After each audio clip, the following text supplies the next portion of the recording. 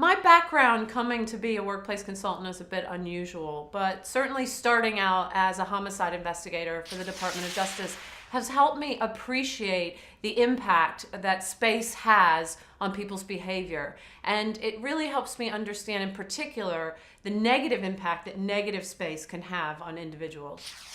Now that we're able to do CAT scans and PET scans of people's brains, we're able to understand what drives us and what drives our instincts and reactions in a totally different way.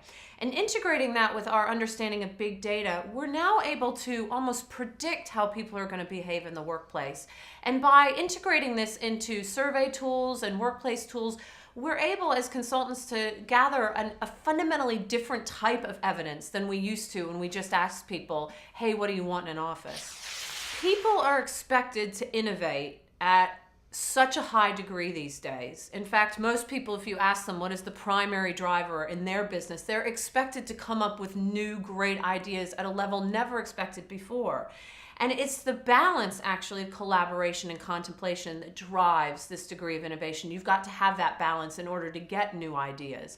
And so a lot of businesses, I think they're probably over-collaborating their spaces, in fact, and probably throwing so many people into a room and trying to get them to bump into each other, that to some degree, maybe we've forgotten the introvert. And that if we create collaboration and contemplation spaces, it's that balance that will create innovation. What Google is most brilliant at is allowing the authentic individual to come into the space. When you are a Googler, you are free to be yourself. And I think that's one of the greatest lessons that a business can learn, that when you allow people to be authentic, then that means that they have a degree of autonomy, and that means you're going to get the maximum capacity out of that individual. Most businesses have cost constraints.